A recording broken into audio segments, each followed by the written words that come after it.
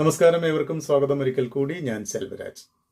Air force common admission ടെസ്റ്റിലേക്ക് ഇപ്പോൾ application അയക്കാം. December 31 വരെയാണ് ആപ്ലിക്കേഷൻ അയക്കേണ്ടത്. 2025 ഫെബ്രുവരിയിലായിരിക്കും എക്സാമിനേഷൻ വരിക. എല്ലാവർക്കും നിയമനം എക്സാമിനേഷനും മറ്റ് ഓൺലൈൻ എക്സാമിനേഷൻ കഴിഞ്ഞ് മറ്റ് സെലക്ഷൻ റൗണ്ടുകളും കൂടി ക്ലിയർ ചെയ്തതിന് ശേഷമായിരിക്കും. ആൺകുട്ടികൾക്കും പെൺകുട്ടികൾക്കും പുരുഷന്മാർക്കും വനിതകൾക്ക് ആപ്ലിക്കേഷൻ അയക്കാവുന്നതാണ്. ഇതിൽ എക്സാമിനേഷൻ വേണ്ടാത്ത ഒരു കാറ്റഗറി എന്ന് പറയുന്നത് NCC C സർട്ടിഫിക്കറ്റ് ഉള്ളവർക്ക് എക്സാമിനേഷൻ വേണ്ട, പക്ഷേ ആപ്ലിക്കേഷൻ അയച്ചിരിക്കണം. 2 മേജർ ബ്രാഞ്ചസ് ആണ്. ഒന്ന് ഫ്ലൈയിങ് ബ്രാഞ്ച്, രണ്ടാമത്തത് ഗ്രൗണ്ട് ഡ്യൂട്ടിയാണ്. ഫ്ലൈയിങ് ബ്രാഞ്ചിലേക്കുള്ളത് എഞ്ചിനീയേഴ്സിനാണ്. അതുപോലെ തന്നെ മറ്റ് ഗ്രൗണ്ട് ഡ്യൂട്ടിയിലേക്ക് വരുമ്പോഴത്തേക്കും ടെക്നിക്കലുണ്ട്, അതുപോലെ നോൺ ടെക്നിക്കലുണ്ട്. അപ്പോൾ അതിനകത്ത് പൊതുവെ വരുന്ന കാറ്റഗറീസ് എന്ന് പറയുന്നത് വെപ്പൺ സിസ്റ്റംസ് ഉണ്ട്, അഡ്മിനിസ്ട്രേഷൻ ഉണ്ട്, ലോജിസ്റ്റിക്സ് ഉണ്ട്, അക്കൗണ്ട്സ് ഉണ്ട്, എഡ്യൂക്കേഷൻ ഉണ്ട്. ഇങ്ങനെ വ്യത്യസ്ത കാറ്റഗറികളിലാണ് ഉള്ളത് ഗ്രൗണ്ട് ഡ്യൂട്ടി എന്ന് പറയുന്നത്. അപ്പോൾ എല്ലാവരും അവിവാഹിതരായിരിക്കണം, അതൊരു നിബന്ധനയാണ്. പിന്നെ നിയമനം എന്ന് പറയുന്നത് പല റൗണ്ടിൽ ഓഫ് ഈ റിട്ടൺ എക്സാമിനേഷൻ തൊട്ട് മറ്റ് പല സ്റ്റേജസിലൂടെ സെലക്ഷൻ കഴിഞ്ഞതിന് ശേഷമായിരിക്കും. അപ്പോൾ 2026 ജനുവരിയിലേക്കായിരിക്കും നിയമനം കിട്ടുക. അപ്പോൾ അതിന് വരെ ട്രെയിനിങ് ഉണ്ടായിരിക്കും. ഈ ട്രെയിനിങ് പീരീഡ് കഴിഞ്ഞ് ക്ലിയർ ചെയ്തിട്ടുണ്ട്. ട്രെയിനിങ് പീരീഡ് എന്ന് പറയുമ്പോഴത്തേക്ക് ഏകദേശം 52 ആഴ്ച മുതൽ 62 ആഴ്ച വരെ ആയിരിക്കും ട്രെയിനിങ് പീരീഡ് ഉണ്ടായിരിക്കുക. സോ ഓൾമോസ്റ്റ് 1 ഇയർ എന്ന് പറയാം. ട്രെയിനിങ് പീരീഡിൽ സ്റ്റൈപ്പൻഡ് കിട്ടും. ഇപ്പോൾ ഫ്ലൈയിങ് ബ്രാഞ്ചിലുള്ളവർക്കാണ് 56,100 രൂപയാണ് സ്റ്റൈപ്പൻഡ് പറയുന്നത്. അതിനുശേഷം നിയമനം വരികയാണെങ്കിൽ ഗ്രൂപ്പ് എ ഗസറ്റഡ് ഓഫീസേഴ്സ് റാങ്കിലായിരിക്കും നിയമനം വരിക. ഷോർട്ട് സർവീസ് കമ്മീഷനിലേക്കാണ് നിയമനം. അതായത് 14 വർഷത്തേക്കാണ് ഫ്ലൈയിങ് ബ്രാഞ്ചിലുള്ളവർക്കും. അതുപോലെ തന്നെ മറ്റ് ഗ്രൗണ്ട് ഡ്യൂട്ടി ആണെങ്കിൽ ഇനീഷ്യലി 10 വർഷവും പിന്നീട് അത് 4 വർഷവും കൂടി എക്സ്റ്റെൻഡ് ചെയ്യപ്പെടുകയും. ഇനി ഇതിൽ നിന്ന് ഒരു പക്ഷേങ്കിൽ ആ സമയത്ത് വേക്കൻസി ഉണ്ടാവുകയാണെങ്കിൽ പെർമനന്റ് കമ്മീഷനിലേക്ക് പരിഗണിക്കപ്പെടും. അത് മറ്റ് കണ്ടീഷൻസിലേക്ക് വ്യക്തിയുടെ പ്രൊഫിഷ്യൻസി, അതുപോലെ തന്നെ മെറിറ്റ്, എല്ലാ കാര്യങ്ങളും അടിസ്ഥാനപ്പെടുത്തിയിട്ട് പെർമനന്റ് കമ്മീഷനിലേക്ക് പരിഗണിക്കപ്പെടുകയും ചെയ്യാം. അപ്പോൾ ട്രെയിനിങ് പറഞ്ഞു 52 മുതൽ 62 ആഴ്ച വരെയാണ്. പിന്നെ ഏജ് പറഞ്ഞിട്ടുണ്ട്. ഏജ് പറഞ്ഞിരിക്കുന്നത് മിനിമം 20 വയസ്സാണ്. ഫ്ലൈയിങ് ബ്രാഞ്ച് ഓപ്റ്റ് ചെയ്യുന്നവർക്ക് 24 വയസ്സ് വരെയും മറ്റ് ഗ്രൗണ്ട് ഡ്യൂട്ടിയിലേക്കാണെങ്കിൽ 26 വയസ്സ് വരെയാണ് പ്രായപരിധി പറയുന്നത്. നിയമനം ലഭിക്കുന്ന സമയത്ത് സാലറി എന്ന് പറയുന്നത് 56,100 മുതൽ 1,77,500 വരെയാണ് സാലറി പറയുന്നത്.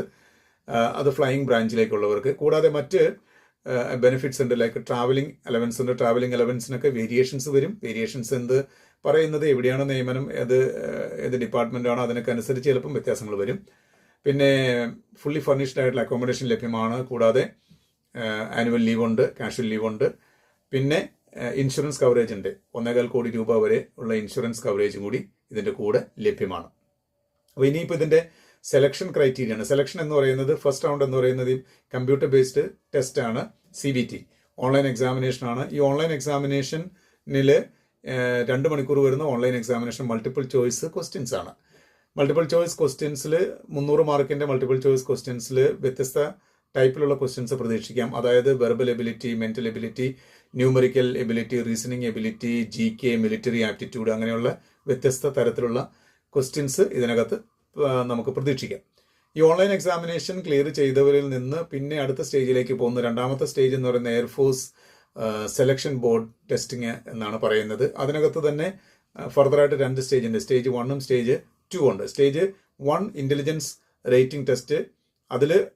അതിൻ്റെ നെക്സ്റ്റ് റൗണ്ട് എന്ന് പറയുന്നത് picture perception and discussion test എന്ന് പറയുന്ന 2 സ്റ്റേജസ് ഉണ്ട്. സ്റ്റേജ് 1 തന്നെ AFSBയുടെ കീഴിൽ സ്റ്റേജ് 1 സ്റ്റേജ് 2 ഉണ്ട്. സ്റ്റേജ് 1 ഇന്റലിജൻസ് റേറ്റിംഗ് ടെസ്റ്റും അതുപോലെ പിക്ചർ പെർസെപ്ഷൻ ആൻഡ് ഡിസ്കഷൻ ടെസ്റ്റും ആണ്. സ്റ്റേജ് 2 വരുമ്പോഴത്തേക്ക് സൈക്കോളജി ടെസ്റ്റ് ഉണ്ടാവും.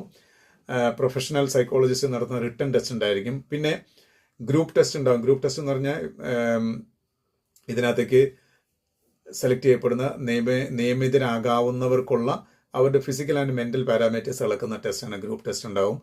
അതുകൂടാതെ പേഴ്സണൽ ഇന്റർവ്യൂ ഉണ്ടാവും. ഫൈനലി മെഡിക്കൽ എക്സാമിനേഷൻ ഉണ്ടാവും. ഇത്രയും ലെവൽസ് കഴിഞ്ഞാൽ, ഇതെല്ലാം ക്ലിയർ ചെയ്ത് കഴിഞ്ഞാലാണ് നിയമനം ലഭിക്കുക എന്ന് പറയുന്നത്.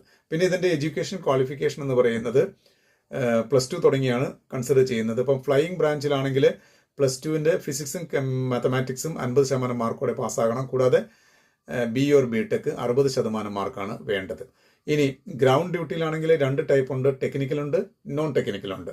ടെക്നിക്കലാണെങ്കിൽ +2 മുന്നേ പറഞ്ഞത് മാതിരി തന്നെ 50% മാർക്ക് വേണം ഫിസിക്സിനും മാത്തമാറ്റിക്സിനും. കൂടാതെ BE ഓർ BTech 60% മാർക്കാണ്. ഇനി നോൺ ടെക്നിക്കലാണെങ്കിൽ +2 പാസ്സാകണം പ്ലസ് 60% മാർക്കോട് കൂടിയിട്ടുള്ള ഡിഗ്രി ഏതെങ്കിലും ഉണ്ടായിരുന്നു. ഇത്രയുമാണ് പ്രധാനമായിട്ട് ആപ്ലിക്കേഷൻ അയക്കുന്നതിന് വേണ്ടിയിട്ടുള്ള എലിജിബിലിറ്റി ക്രൈറ്റീരിയ എന്ന് പറയുന്നത്. മറ്റ് എല്ലാ കാര്യങ്ങളും ഓൾറെഡി വ്യക്തമാക്കിയിട്ടുണ്ട്. അപ്പോൾ ഉടനെ തന്നെ ആപ്ലിക്കേഷൻ അയക്കുക. ഇതിൻ്റെ ലിങ്ക് ഇതിൻ്റെ കൂടെ ചേർക്കുന്ന ഡിസ്ക്രിപ്ഷൻ ബോക്സിൽ ലിങ്ക് ഇടുന്നതായിരിക്കും. കൂടുതൽ വിവരങ്ങൾ വെബ്സൈറ്റിൽ നിന്ന് തന്നെ ലഭ്യമാണ്. ഇപ്പോഴേ തന്നെ പ്രിപ്പറേഷൻസ് തുടങ്ങുക. നല്ലൊരു കരിയർ എയർഫോഴ്സിൽ ലഭിക്കട്ടെ എന്ന് എല്ലാവർക്കും ആശംസിക്കുന്നു. Thank you very much.